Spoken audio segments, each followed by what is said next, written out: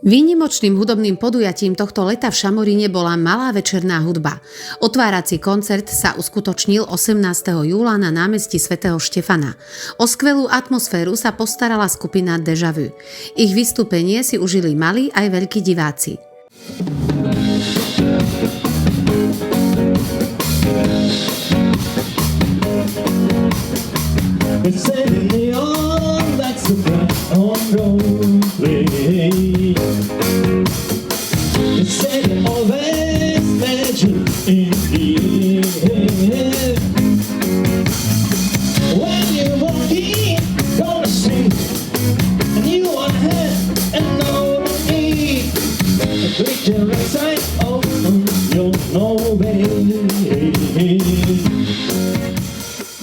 Kapela Pošva Zenekar s repertoárom autentickej ľudovej hudby vznikla ako rodinná kapela v roku 2010. Ich koncert, pôvodne plánovaný na 21.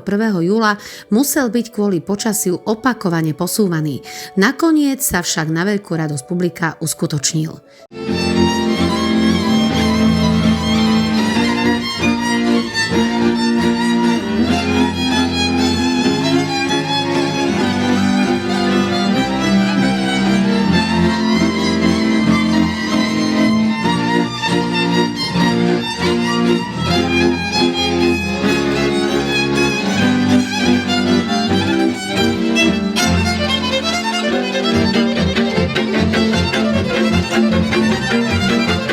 Veľký úspech malo aj vystúpenie speváka Ďorďa Deržiho mladšieho, ktorý sa na javisku objavil s otcom Ďorďom Deržím starším a s prievodnou kapelou Derži Band.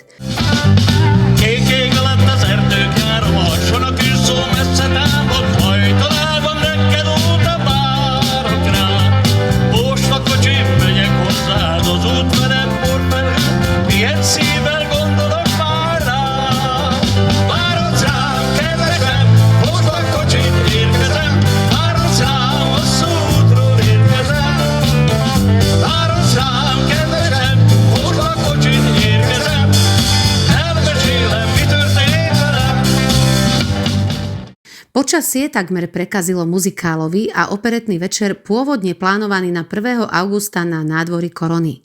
Známe melódie napokon zazneli v divadelnej sále Mestského kultúrneho strediska.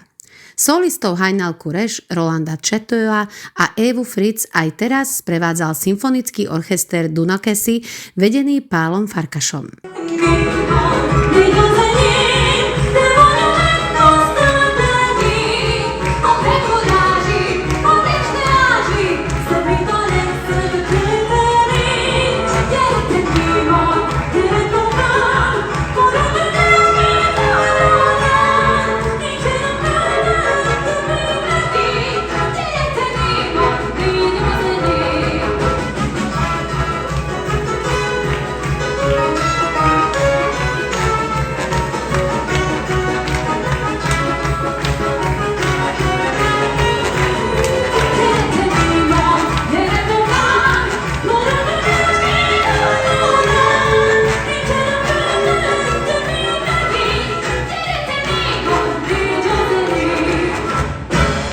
Na záver festivalu zahrala 22. augusta formácia Goldies. Kapela pre divákov pripravila kvalitnú hudobnú nádielku v štýle swingu a hot jazzu.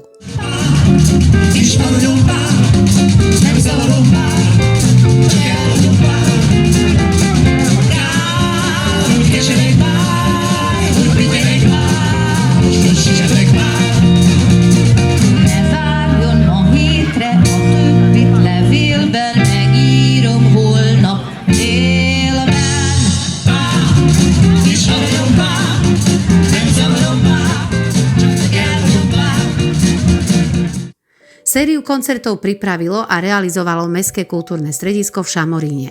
Jeho riaditeľka nás zasvetila do podrobností.